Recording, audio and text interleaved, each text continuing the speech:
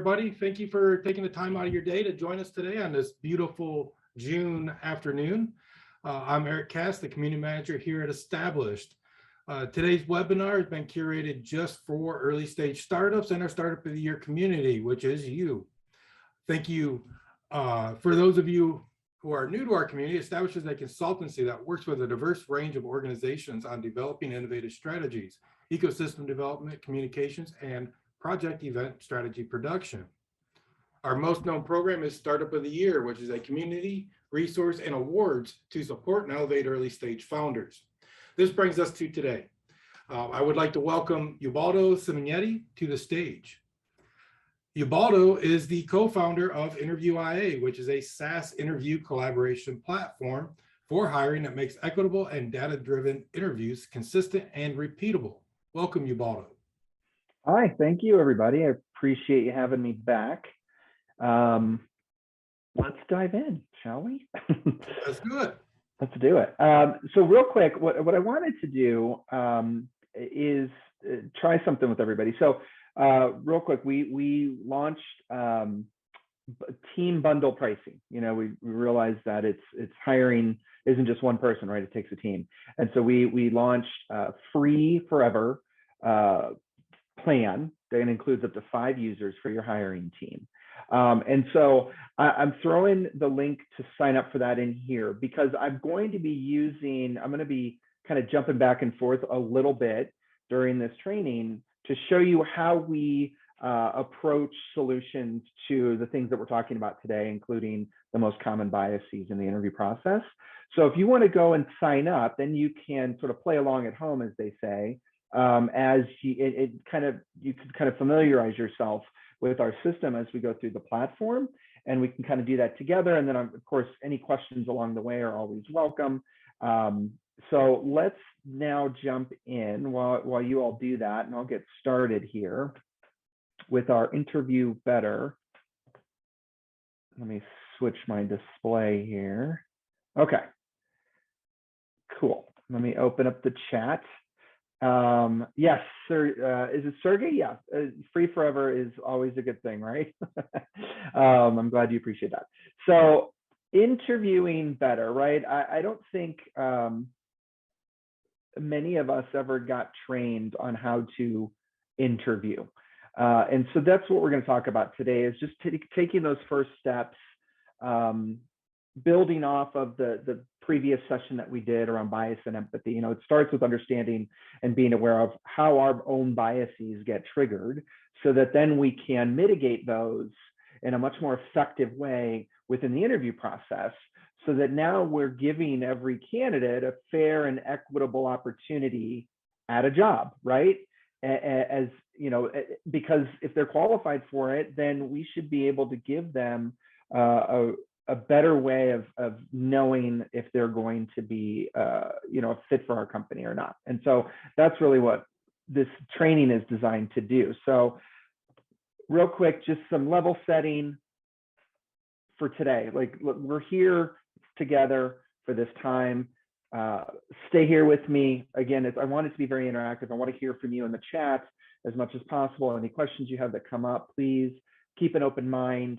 And know that this is a safe space, right? We're talking about building companies. We're talking about, for a lot of us, building a startup with these critical first roles. And so, you know, there's a lot of questions we have, and there's a lot of vulnerability that's needed to make that happen successfully. And be honest with yourself. You know, this is all about understanding ourselves better so that then we can build a company better. One quick thing that we like to do, this is kind of tied back to empathy, but it's also a check-in. Like, I want to know how everybody here is doing today. So feel free in the chat to put where you're at today. What's your color, right? Green, you're feeling great. Yellow, I don't know, maybe I didn't get my coffee today or hit some traffic on the way into work. Red is I didn't get, you know, I'm not really here, right? I want to be. But let me know how you're doing in the chat. I will do the same. And then that just kind of gives me an idea of how everybody's doing. But this is a great empathy activator. This is something you could take back to your teams. And what happens is you start to understand what these colors mean for everybody on your team. And then the rest of the team can learn how to step up to help that person, because it's not like that person who's red wants to be red, and it's not like they don't want to be a part of the activities to get the team to the goals that have been set for that day. They still want to be included. It's just that mentally, we don't all come to work the same way every day, 100%, right? So this is a way to start to build empathy for each other and figure out, like, how do we keep this boat moving in the right direction, understanding that everybody is going to need support at some point in their career with us or whatever. So awesome. All right, team. I'm curious what that bought a mini trampoline last night. That's why you're green, Sergey? That's funny. All right, so let's dive in. That's awesome. That's awesome. So the most common interview biases, what we're going to do is I want to level set and understand and help you understand what the most common biases are that we will experience as interviewers throughout the interview process, and then how we combat those. And so it starts with this level set. You have to ask yourself, when looking at your overall process, does the process we have in place reward people who have learned to play the game, right? We'll get into specifics around that, but there are good interviewers, but that doesn't mean they're going to be good employees. So some other questions to follow up on that. Are you all confident in your hiring process? Does your process prevent kind of those just random hires, right? These hires that sort of feel like they slipped through the cracks. Maybe we shouldn't have hired them. And how conscious are you as leaders or as hiring managers that your hiring team understands their own biases or is working hard to create a more fair and equitable candidate experience? So just some things to think about as we go through this. All right, number one, this is a myth, right? This is sort of we will hire the most qualified candidate. We can say that, but is that always true without backing it up? And so the first bias that I want to cover is called in-group bias. This is where we feel more comfortable with candidates who look like us or like the same things that we do.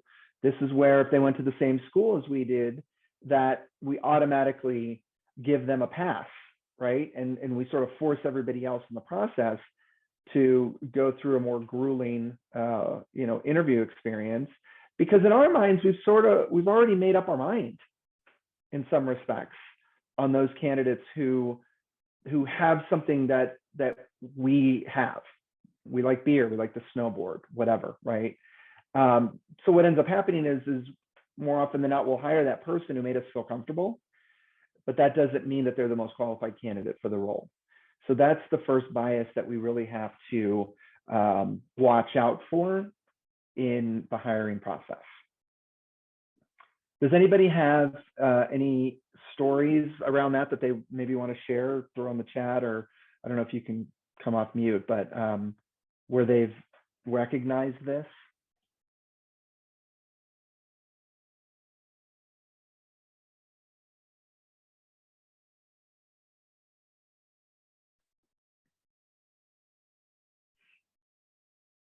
Well, I'll keep going, and if you do, throw it in the chat, and we'll touch base on that one.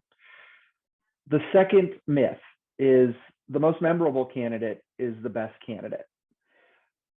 This is related to recall bias, and this is a huge one, and this is why we harp so much on structured interviewing and real-time documentation, because recall bias is essentially what happens in the interview process is we interview somebody, and then a week later, we're asked for our notes on that interview. The problem is we're only going to remember the story. We're not going to remember the lesson of, is this person actually the right person for this job? Did they meet all the criteria that we're looking for? That's the problem with recall bias. It's we're going to remember the story of, oh man, they love to drink beer, so do I. We're going to have a great time working together. And instead of remembering whether they have the skills even just to do the job. So Jason said, interestingly, I tried to avoid that at all costs, and then I hired someone who was terrible by over-rotating on that similarity bias. Yeah, right. You know, the issue is we're all human, you know, and our brains sort of guide us along this path of comfort, and, you know, they sort of try to help us, you know, navigate this this bias journey. But oftentimes it just kind of ends up on the other side of things, like you said, and that's why structure again is so important, and we'll dive into that in a little bit. But yeah, thank you for that point, because we do. It's not like we don't try, and it's not like we don't want to try to be better, but without, you know, having some tools to kind of help us along the way, we can overcorrect, to your point. So yeah, so recall bias, it's easier and more comfortable for us to remember someone who, you know, really stood out to us because of some familiarity. That's just how our brains work. And so that's why consciously and intentionally working to avoid recall bias is a big part of creating a better interview process. Okay. Number 3, myth: a perfect performance during hiring suggests high quality job performance. I think we've all been there, right? I mean, this is called the halo effect. You know, somebody comes in and they're super polished, their resume is pristine, they answer every question like that, you know, and they just sound great. And we automatically take that performance and apply it to everything else we think they're ever going to do for us. So we automatically think that they're just going to be impeccable. And again, that's an issue, because it's not necessarily true unless we define resume writing as a key criteria in what we're looking for in a role and in the perfect candidate. That's not an indication that person is going to be the right hire for us. So we really have to keep an eye on how we approach, you know, candidates who are really good at it versus those who aren't. Sergey says, I just hire fast and watch their performance in the first 2 weeks, and if needed, fire fast as well. Yeah, I mean, I hear you. I mean, I think there's a balance to that. Particularly if you can, you know, analyze sort of the time and money cost of that kind of process. But I think there's a balance to at least giving yourself some data to back up the hire, right? And then using that data to then continue to evaluate someone in their first 2 weeks. It also depends on the role, right? I think, you know, a lot of things, a lot of roles, it is kind of hire fast, fire fast, sort of makes sense, right? What we're talking about here is not an end all be all, apply to every kind of role that's out there. So I think you got to find that balance, but you also have to sort of analyze, is what we're doing now costing more than what it could be if we had a little bit more structure and data driven process behind it. But I hear you. All right, so number 4, the hiring team will agree on who gets hired. You know, this is an interesting one, and this relates to groupthink bias, because, you know, what happens a lot of times is everybody sits down for the debrief after we've interviewed all the candidates and gone through all the interviews, and we try to come to a decision as a team, but without clear data, you know, an understanding of how the candidates sort of stack and rank against each other. What we've seen often happen is that a leader within the group, maybe it's the hiring manager, maybe it's an executive, right? Maybe, you know, it's startups, it's often executives are involved in this process, but maybe they come in and they say, well, I just like that person over there. I liked that candidate, and they have the loudest voice in the room. And so everybody sort of just falls in line with that decision. And that's what groupthink is. And I think what happens a lot of times is there's some interviewers in the room who don't agree, but their voice didn't get heard. And oftentimes that has to do with how the interview process was sort of recorded and documented throughout the way, and whether or not their voices ever got a say in the matter or not. And so again, we're gonna dive into what that looks like here in a few minutes. So what are the outcomes of bias manipulation? So what I mean by bias manipulation is, again, having a process in place that rewards candidates who understand how to navigate the interview process really well, how to play the game, how to manipulate our biases. That's why, and they're not intentionally doing so. It's just what they've been taught to do, because I think what we've seen happen is there's all kinds of information out there on how to interview for a job, right? There's a lot of support and resources out there to tell candidates how to do it, which oftentimes involves bias manipulation techniques. Like go and connect with the recruiter on LinkedIn, become friends with them. The hiring manager, become friends with them, right? Why are we doing that? Because we're trying to position ourselves as the best candidate for that job that we're looking for in their eyes. So let's become friends with them. That's all part of this idea of bias manipulation that we're talking about. And that's sort of how we've set up the talent marketplace to play the game. And the outcomes of that, as you can imagine, are just this, right? We hire people who are truly skilled at manipulating our biases. They're friendly. We can have a drink with them after work, but sort of a 50-50 shot of whether they're actually going to be great for us or not. Just to kind of put a fine point on this, it's without addressing these common biases in the process, and without creating a more structured, data-driven interview process, we leave ourselves open to candidates who intentionally or not intentionally know how to play the game and kind of force us to make the wrong hiring decisions ultimately. And that ends up also creating sort of an unfair advantage to those types of candidates who know how to play the game, who know how to manipulate our biases. And it's unfair to many communities of people who've never had the chance to learn how to do that or understand how to do that. So just that's just a big level set understanding of why we believe structured interviewing is so important. And so here's how we solve for these things. Starting with in-group bias. How do we prevent in-group bias? Well, it starts all the way at the resume phase of things. When we're looking at resumes, again, our biases tend to gravitate towards things that are familiar to us. So if somebody did go to our school, or a school that we recognize, or if they work for companies that we recognize and we're like, oh, very cool, right? Those are all things that can negatively impact how we're looking at the candidates and how we're creating a much fairer and equitable candidate experience. Also things like chit chat. We're not saying don't chit chat, but don't take the conversation of the chit chat and apply it as data into your interview process.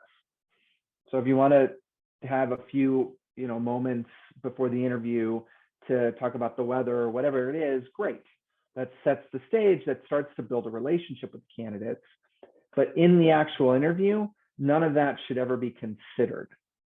We should only really consider what we're looking for and what we've sort of predefined. And so what I'm going to do now is share our screen here of how we approach that in the platform. So in InterviewIA, what we have are scorecards and a question bank. And what this helps us do is, with each question, predefine not only the question, but the context and the indicators, both positive and negative, of what we're looking for. So we want to, as a team, come up with these indicators and the right questions and clarifying questions, so that every interviewer who then goes through the process has a really great understanding and idea of what exactly it is we're looking for. And what's not in here are things related to the chit chat. And so then how that looks like in a pre-built scorecard, for example, let's look at this general screen, or marketing, whatever it is, right? We put together the right groups of question bundles for this particular interview. And so we understand that the purpose of this interview is a screen, probably a pre-screen, and we're looking for very specific things. And that's what this interview becomes important. What this interview becomes about is looking for these very specific 2 to 3 things. That's generally how we kind of break it down. So if you as a team decide that you have 9 key criteria that qualified candidates need to have if they're gonna be hired, then every interview should really cover 2 to 3 of those criteria. So that is a 3 to 4 interview round process that you're looking at in that scenario. So then you bundle the right questions together by interview type to get at those 2 to 3 criteria. And that's how you start to avoid information that isn't relevant to the process, right? To the decision. All right, so that's solution number 1. Solution number 2, talking about recall bias. We want to make sure that everything, all the documentation occurs in real time during the actual interview. We don't want to have to wait a week later to write down what we think we remembered we think was important about the interview. It should happen right then and there. Now you're asking yourself, if I'm taking notes, I'm not really paying attention to the candidate. That's true. And so one way we've kind of worked to address that in our platform is to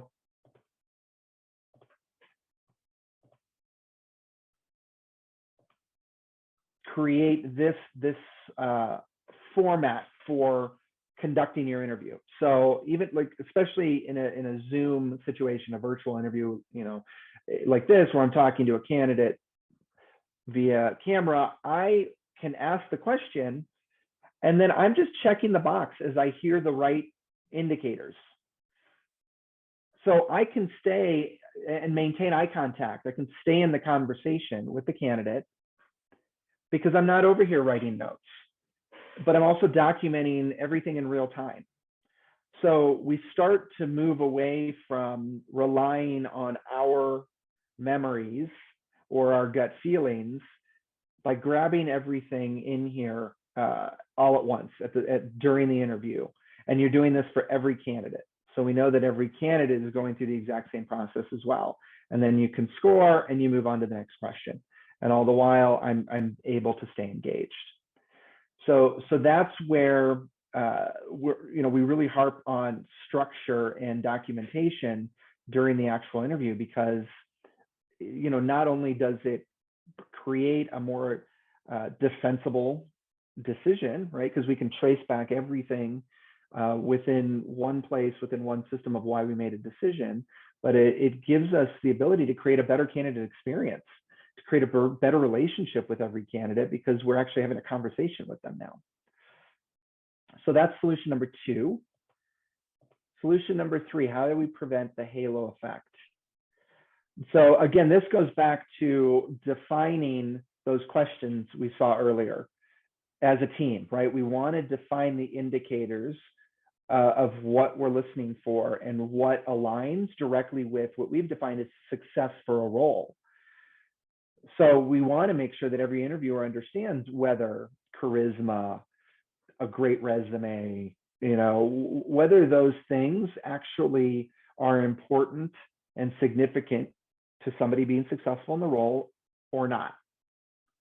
So if we can predefine those indicators within every question, then we've essentially mapped out exactly what we're looking for and why it's important, and we know that it correlates to success. And if it's not a part of those indicators, then it should not be a part of the decision-making process.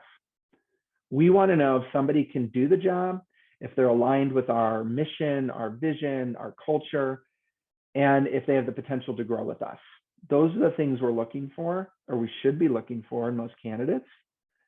And everything else, again, should not, unless you define it as such. And then solution number 4, oops, go back here, is groupthink. How do we prevent groupthink?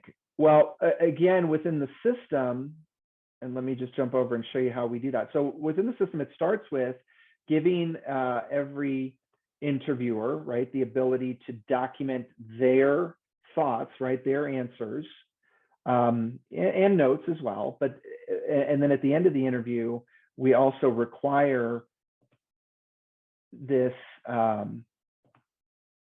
this final recommendation, right? We want to hear from every interviewer their thoughts, their final notes on every candidate, and would they recommend this candidate move forward or not.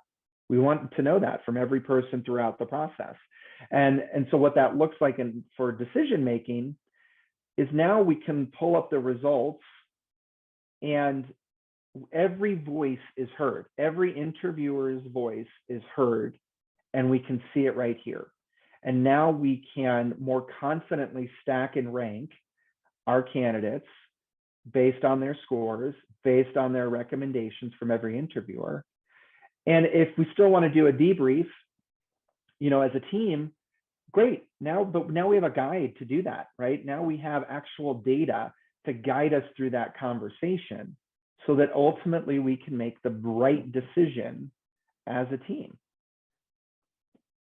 And so that's how we really approach preventing groupthink, is giving everybody a voice within a platform that takes all that information and surfaces it in such an easy way that we can really easily make a decision.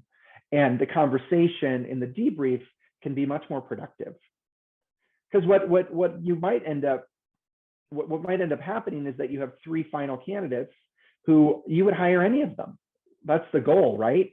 And so now the discussion is, well, which one is truly better for this team? And then, maybe we create a role for the other person, or maybe we recommend the silver medalist to another team because they've already answered all, most of the questions and they've come up with this great score. So it's really important to be able to collaborate as a hiring team to understand who's going to be the right fit, right, for our team and for our organization.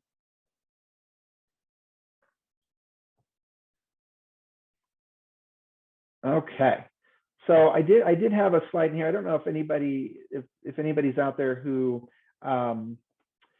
would be interested. I'd love to hear from people what your process is, if anybody's willing to share, and how this information that we went through sort of lands with people. If anybody wants to come off mute, I'd love to hear from you if you're open to it. And we can kind of talk through and use somebody's process as an example.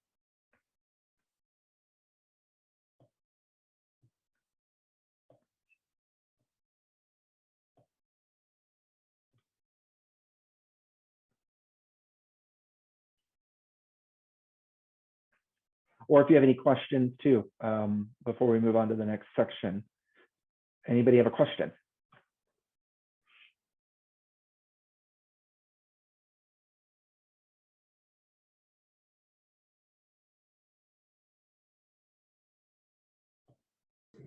All right, I'll ask a quick question. Yeah, Jen.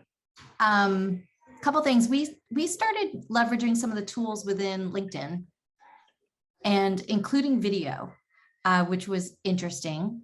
And then with regard to process, we really just, it sounds very simple, but we just sort of had team members sharing certain, like we put some questions in Google Docs and then just had collaborative sessions where people just put their information in there after interviews. And then we got on the phone and discussed it. So that's a little bit about our process. And like I said, we've started leveraging LinkedIn tools, which sort of pre-screens and asks some questions, and included video. And I couldn't decide if that was actually helpful or if it drove some people potentially away because they were nervous about getting on camera. And so I was curious what your experience might be. Yeah, no, that's a great question. So it's pre-recorded video essentially of the candidate. They go in, they answer the questions, and then it gets sent to you all. Yeah, so we put the questions we wanted the candidates to answer, and then they created a video and it got uploaded and we could review them all. Got it. Yeah. So here's kind of our opinion on that. So one, there's the one side of that where there were companies, HR tech companies that started that did that, but that were using AI to evaluate everything from the candidates, emotions to those sorts of things, right, and provide that detail back. And that failed tremendously because the AI is only as good as who programmed it. And if you only have, let's just say white guys programming it, then that's what you're going to get, right? You're going to get their biases. So it depends on how you're using it to evaluate the candidate. Now, I think there is, there's some benefit to kind of the asynchronous answering of questions. So one thing we do is we actually send the questions out to the candidates ahead of time for every interview, because we've already defined what we're looking for. So there's really no way that they can game that, right? They can come with their answers, and if their answers align with our indicators, great. If not, no big deal. They're just not the right candidate. And so that there is something to be said for giving the candidates the ability to really prepare and take the stress out of, oh my gosh, what are they going to ask me? The video piece, it's like it's how your team is defining how they're using it. What is the value of seeing the video? The problem is, as humans, we think we can evaluate each other, objectively, and we can't. And so if somebody is talking and we don't like how they're talking, that's going to favor into our decision, whether we know it or not. So that's where I take issue with some of that. It's if you lack the structure of a process that's properly evaluating that type of data, then it can be fraught with a lot of issues. I don't know if that helps. I guess it's more about being cautious about it, right? And how you're looking at it. Yeah. And for anyone else who might be curious about it, it was interesting for us to try, because when you're sorting through hundreds of applications, especially when you utilize a tool like LinkedIn, because you don't have recruiters, and so you're getting many, hundreds of resumes. Right. It sort of cut through to help us, because for example, we needed good communicators. Sure. That's something we knew we were looking for. Someone who actually would be comfortable potentially getting on camera and talking about themselves or the company or two other people. So for us, I think it was helpful. It's just, we don't know what we don't know. And so we don't know how some people perceived that. And if it drove people away, but I think it did help us get through the process a little more quickly. Sure. At least for us, it was like, well, if they couldn't submit a video, we don't have time. Like, we need this tool just to help us get through the stack. Yeah, no, and that's great. I love that approach. And I think, I think where it can become a little more powerful is by, defining how you're going to evaluate the video. And also letting, I don't think it hurts to let candidates know why you're using the video. I would just put it out there in the description to say, look, we have so many candidates, we don't have enough people, bandwidth,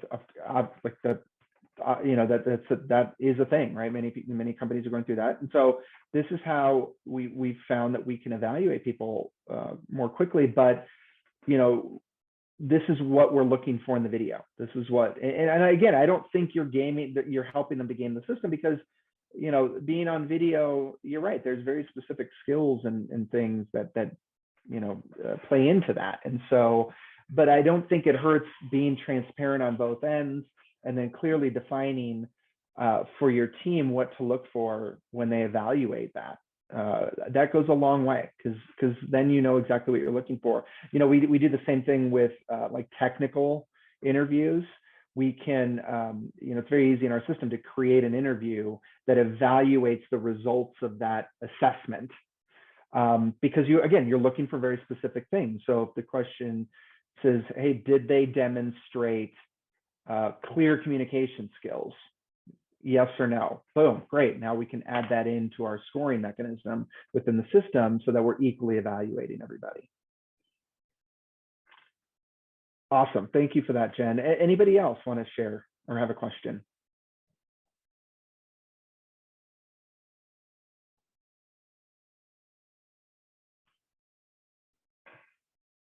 All right, let's dive back in then. And again, please throw stuff in the chat if you want.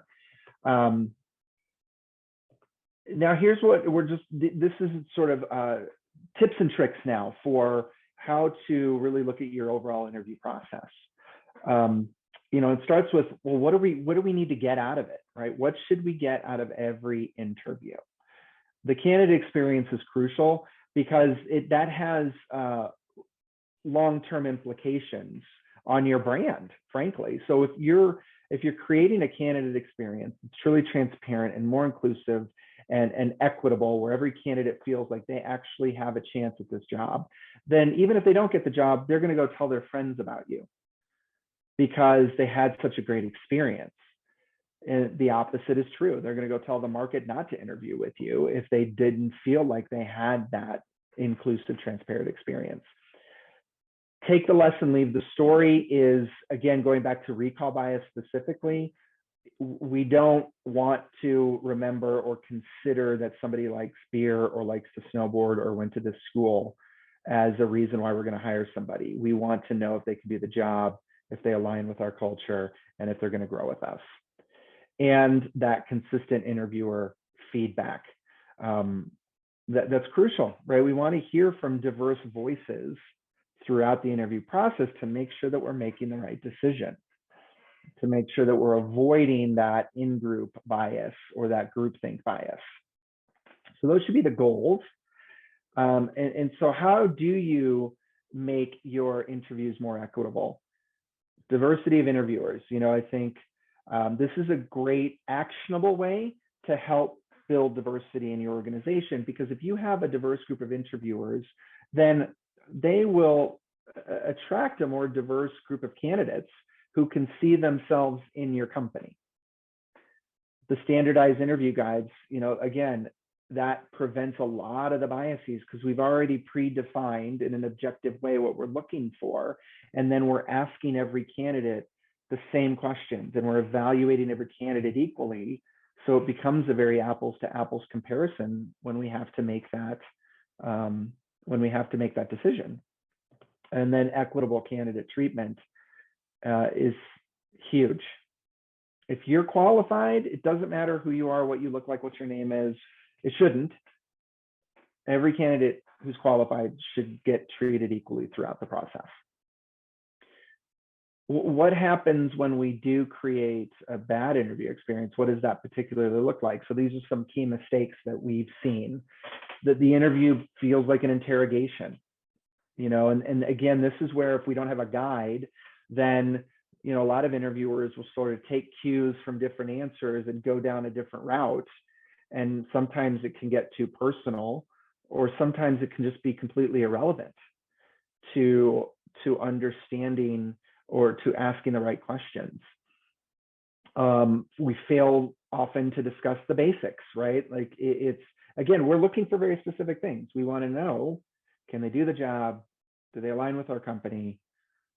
Do they have the potential to grow with us? Instead, we go off on tangents, or we talk more about our company or ourselves instead of really trying to get the relevant data from the candidate on whether they're going to be the right fit or not. and we make assumptions. This often happens when, we're listening to an answer, and red flags go off, as they often do, and we have more questions. But if we fail to clarify or ask some of those clarifying questions, like, the ones that we have built in our question bundles, then we miss an opportunity to clear up our assumptions. And then those assumptions become relevant data in our minds as to why we're not going to move a candidate forward or not going to hire somebody.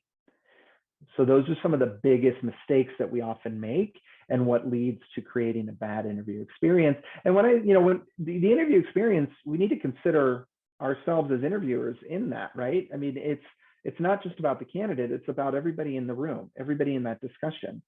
Why wouldn't we want to create a great experience for everybody, to make everybody feel comfortable and less stressful? Studies have shown that the interviewer actually experiences more stress in the interview process than the candidate, because there's this weight on their shoulders of, am I going to hire the right person for my company, for my team? Like, that's a lot of responsibility. So how do we create a less stressful experience for everybody in that room, where we know we're getting the right information and we're able to make a really good hiring decision? So here's some tips. Again, going back to interview templates, using interview templates as a guide, documenting those interviews in real time, and following the prompts, the indicators, the clarifying questions, the context, everything that we build into our question bundles is there for a reason. It's to alleviate this reliance on our gut feeling or our biases to make the decision. And it's clearing the way for creating a better relationship with the candidate, because now we can just be ourselves. And as an interviewer, it's important to lead the conversation. Right? We shouldn't turn the reins over to the candidate. We need to interrupt when necessary, because again, we are on a fact-finding mission. We need to understand if the candidate has everything we're looking for, and we need to not let our assumptions become just that in the decision-making process. So it's okay to lead the conversation and assume nothing. Be curious. Yeah, Jessica, that it's curiosity there's a power to that. If we lead with curiosity, then we set aside snap judgment. We set aside the reliance on assumptions, and we drive forward with really wanting to know and understand each candidate and whether they're going to be the right person for us or not. So here's some practical applications. So, how do we take action on all this stuff that we just talked about? One of those is, as I mentioned earlier to Jen, share questions ahead of time. Let's de-stress the interview. We already know what the answer should be. As a team, we've already predefined that. So there's no problem with creating a much stress-free experience, as much of that as possible for everybody involved. And so that, the other side of that is the interview prep, interviewer prep. Let's set every interviewer up with success. Let's give them the guides ahead of time. Let's take out all of the relevant candidate data and provide that for our interviewers to review. And check your biases. We give access to users in our system to pre-recorded short videos, 2 to 4 minute videos on bias and empathy, and just as a way to remind ourselves that those things are always going to be at play. So the awareness of that gives us the ability to mitigate those in the process. And again, assume nothing, right? It's all about gathering the right relevant data throughout the entire process so that we can make a really good, confident, and defensible decision at the end of it.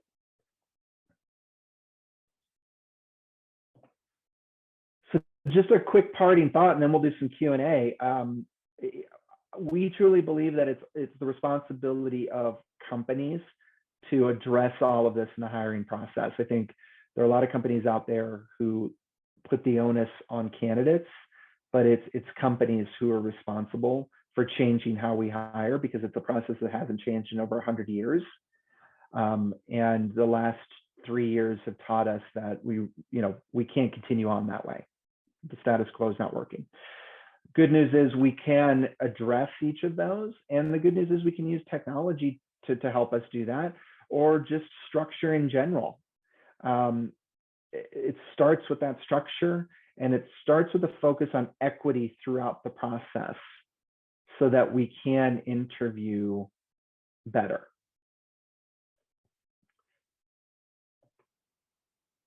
All right, so yeah, I'd love to hear from everybody. What did you learn? What questions do you have?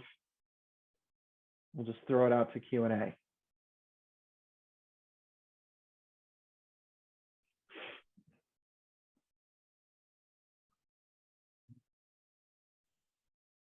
Yeah, Ubi, I have a question for you. The sharing the questions, are you talking about sharing that with the person being interviewed? Yes. Okay. I actually kind of like that. Do you find that that brings a lot more quality of an interview and candidate to the, to the whole process? Absolutely. Absolutely. It again removes the stress of not the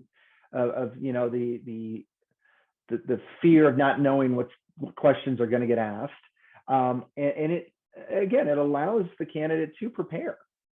And whether their answers are right for us or not is irrelevant. It's more about the preparation so that we can have a good, honest discussion and then kind of let the data settle as it does in the system, because either they answered correctly as it relates to what we're looking for or not, but at least they came in feeling more confident.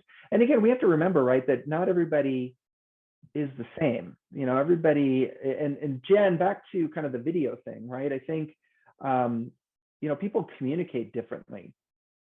And so if we can really take steps to create an environment where people with all kinds of different communication skills and abilities, even people, on the autism scale, or introverts versus extroverts, right? Like, we want to set up as equal of an experience for all of those types of people to be able to communicate to us exactly what it is they want to communicate to us.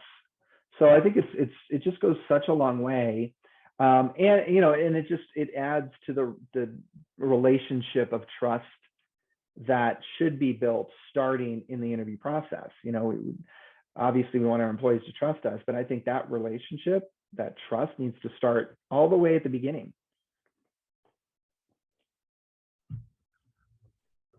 Okay, great. I'm trying to think back a little bit when you're talking about the different types of questions and the bias about not how you can automatically or unintentionally induce bias through storytelling. And I know some interviewing processes, or people out there who do interviews, they like to say, "Tell me of a time when." Yep, sure. Story about work life or about something. How would you suggest kind of handling that with with someone who's new to doing all this? Yeah, it's a great question. Again, it goes back to what you're looking for in the answer. And it doesn't have to be specific situations, right, as it relates to that story. The story could be anything, but it's more about how the person navigated that situation. So to Jen's point about looking for communication skills, specific communication skills, if they can demonstrate through that story those types of skills that you're looking for, then that's what we should be evaluating in that question. And so that's what the indicators become. Did they demonstrate an ability to communicate effectively? In their story, did they show leadership skills? Did they show the ability to reach out for help if needed, right? Those types of things, those are indicators that can apply to a lot of different types of questions. But in that case, you're looking for certain behaviors. And that's how you would evaluate those types of stories and those questions. I think those are huge. Those are great questions, great behavioral type of questions that we can evaluate based on the behaviors we're looking for.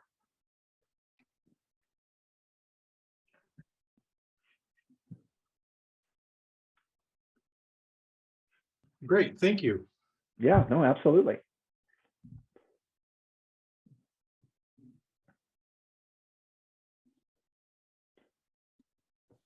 Yeah, thank you, Jen. Yeah, thanks for everybody who joined us today. I really, really appreciate it. And my door is always open. So if anybody has, any follow-up questions or anything like that, let me know. Eric can put you in touch with me directly. Yeah, and thank you, Ubaldo, for taking the time out of your day to talk with us on this topic. I believe it's extremely important, especially for growing companies. It's not always about hiring the best person. It's always about hiring the one who's the right fit for your team. And Absolutely. your company grow and scale and all the good things that come with it, right? Absolutely. And then again, everybody who joined us today, thank you so much for taking the time out of your day to join us. Thank you for everything that you do. The world would not go on without you. If you want to learn more about Startup of the Year, please visit www.startupoftheyear.com. Check it out. If you're a young early stage startup, please join. Click the apply button. And again, thank you everybody for joining us today. Thanks, everybody.